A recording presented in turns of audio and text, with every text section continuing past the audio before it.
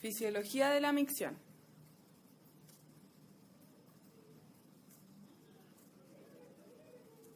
¿Qué es la micción? La micción es un acto reflejo controlado voluntariamente que consta de 3 fases: fase de llenado, fase de continencia y fase de vaciado.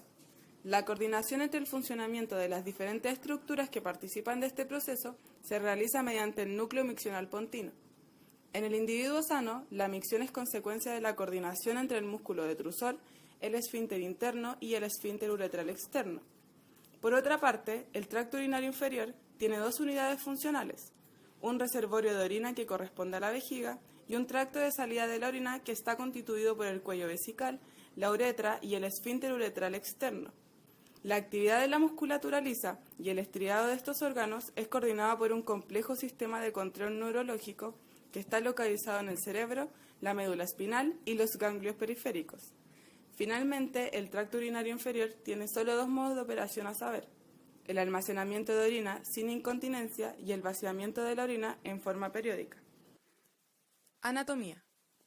El tracto urinario se divide en tracto urinario superior e inferior. El primero está conformado por los riñones y los uréteres, mientras que el inferior está conformado por la vejiga y la uretra. Los riñones son el sitio donde se produce la orina, la cual viajará por unos tubos musculares llamados uréteres hasta llegar a la vejiga. Esta se encargará de almacenar la orina y se contraerá para liberarla. La orina contenida en la vejiga viajará a través de la uretra para ser excretada. La vejiga está formada por un músculo llamado músculo detrusor que se puede contraer y relajar. También hay 2 esfínteres importantes que desempeñan un papel fundamental en la retención de la orina en la vejiga, y estos son el esfínter interno y el esfínter externo. La anatomía de la uretra difiere según el sexo.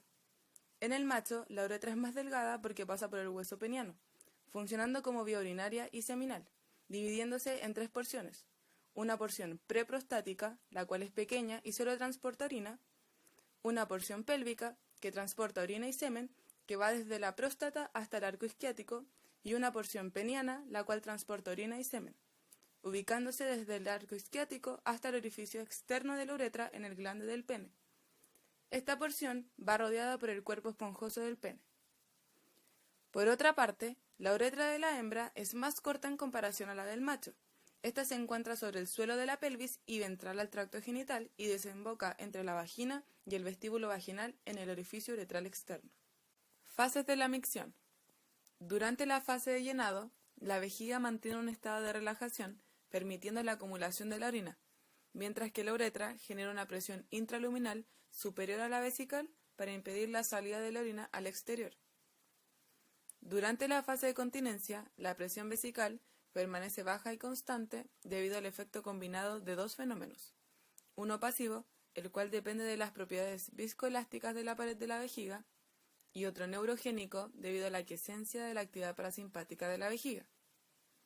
Además, durante el llenado vesical, las fibras aferentes activan una vía refleja en la médula espinal que manda señales simpáticas a la vejiga que inhiben la actividad vesical, la contracción del cuello vesical y de la uretra. Finalmente, para la fase del vaciado, se necesita de la contracción del músculo detrusor, la apertura de la uretra y el cierre de la unión urétero-vesical hasta finalizar la evacuación de la orina.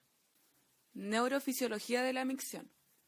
Si bien la iniciación de la micción es un acto voluntario, posteriormente el proceso continúa de forma automática gracias al reflejo de la micción. Cuando el volumen de la vejiga alcanza el umbral, los mecanorreceptores de la pared vesical inician una señal aferente que pone en marcha el reflejo de micción o la fase de vaciamiento. En el proceso de micción participan neuroreceptores y neuroefectores del sistema nervioso. Los neuroreceptores se encuentran presentes en la vejiga y uretras, pudiendo clasificarse como propioceptores, tensión y contracción, heteroceptivos, táctil, doloroso y térmico, e interoceptivos, distensión abdominal. Por otra parte, el músculo detrusor y musculatura vesical se encuentran neuroefectores del sistema nervioso simpático, los que se dividen en efectores alfa-adrenérgicos que actúan contrayendo el trígono vesical y cerrando el cuello de la musculatura vesical, y los efectores beta-adrenérgicos, los cuales se encuentran dispuestos en el cuerpo de la vejiga, cuyo estímulo genera la relajación vesical, mientras que en el sistema nervioso parasimpático los efectores son muscarínicos, subtipos de receptores colinérgicos, ubicándose a lo largo de la vejiga y su activación produce contracción vesical. El control neurológico de la vejiga está formado por las vías parasimpáticas, simpáticas y somáticas. Vías parasimpáticas. Estas se originan con las neuronas parasimpáticas preganglionares localizadas en el núcleo parasimpático sacro, el cual se encuentra en la médula sacra a nivel de S2-S4. De aquí, los axones pasan a través de los nervios pélvicos y hacen sinapsis con neuronas postganglionares, ya sea en el plexo pélvico, ganglios vesicales de la pared o en ganglios intramurales. También algunas fibras parasimpáticas del nervio pélvico inervan el cuello vesical y parte de la uretra. La neurotransmisión parasimpática está mediada primordialmente por el neurotransmisor acetilcolina, que va a actuar sobre los receptores muscarínicos de la vejiga. Entonces, la función de las vías parasimpáticas sobre la vejiga es mediar la potencia excitatoria del músculo detrusor y por esto conseguir la contracción de éste, mientras se produce una relajación del cuello vesical y de la uretra favoreciendo el flujo de la salida de la orina. Vía simpática. Esta tiene su origen en el núcleo intermedio lateral, localizado en la región toracolumbar, específicamente en los espacios T1-L3. Estas fibras llegan a distribuirse en la musculatura vesical. Algunas terminales preganglionares hacen sinapsis con células postganglionares en los ganglios paravertebrales o en los ganglios mesentéricos inferiores, mientras que en otros hacen sinapsis a menor distancia del órgano, por lo que neuronas ganglionares cortas inervan a estas. El recorrido comienza con los axones dejando la médula espinal, pasando por los nervios esplácnicos y viajando a través de dos vías. La primera a través de los ganglios mesentéricos inferiores y el nervio hipogástrico, y la segunda a través de la cadena paravertebral hacia la cadena ganglionar simpática lumbosacra, llegando al nervio pélvico. El efecto simpático sobre la vejiga se realiza a través de la excitación de sus receptores beta 2. El efecto predominante de la inervación simpática sobre la vejiga es la contracción de su base y la uretra posterior. Secundariamente, influye en la relajación de la vejiga, evitando la salida de orina. Vía somática. Se encarga de inervar el esfínter uretral externo y algunos músculos perineales, como el compresor de la uretra y el esfínter uretrovaginal, siendo proporcionado por el nervio pudendo. Sus fibras son originadas en las neuronas motoras del esfínter, localizadas en la asta ventral de la médula espinal sacra a nivel de S2 a S4 en una región conocida como núcleo de Nuff. Estas vías llegarán a los receptores alfa-1 vesicuretrales. El efecto de las vías somáticas del nervio pudendo sobre la vejiga es el mismo que el de la vía simpática, la contracción del esfínter uretral y la relajación vesical, ayudando así a evitar el vaciamiento de la vejiga. Vías aferentes. Viajan a través de tres nervios: nervio pélvico, el cual llegará a alojarse a nivel lumbosacro; nervio hipogástrico, que viaja periféricamente hasta llegar a nivel toracolumbar; y nervio pudendo, que trae fibras aferentes del esfínter uretral externo, llegando a la región sacra de la médula espinal. Entre las fibras que intervienen en el proceso de micción tenemos dos de mayor importancia: fibras A delta, las cuales son mielinizadas y responden a la distensión pasiva y a la contracción activa. Estas son encargadas de llevar la información respecto al llenado vesical. Tienen un umbral de activación el cual es de 5 a 15 milímetros de columna de agua, haciendo a esta la presión intravesical a la cual las personas presentan el primer deseo miccional. Las fibras tipo C tienen un umbral mecánico alto, respondiendo principalmente a la irritación química del uroterio vesical o al frío. Respondiendo a la irritación química de las fibras tipo C, se activan espontáneamente cuando ésta está vacía, mientras que al estar distendida presentan una mayor activación.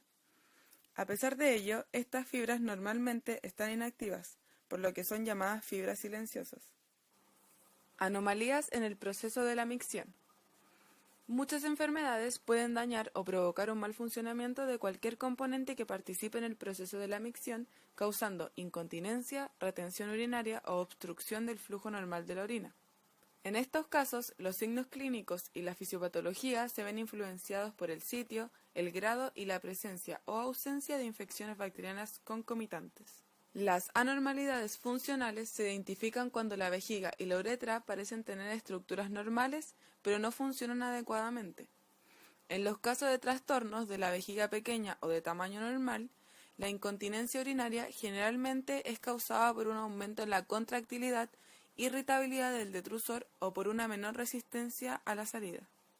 Por otro lado, en los casos con vejigas grandes y distendidas, la retención de orina suele ser causada por una disminución de la contractilidad del músculo detrusor o por una mayor resistencia a la salida.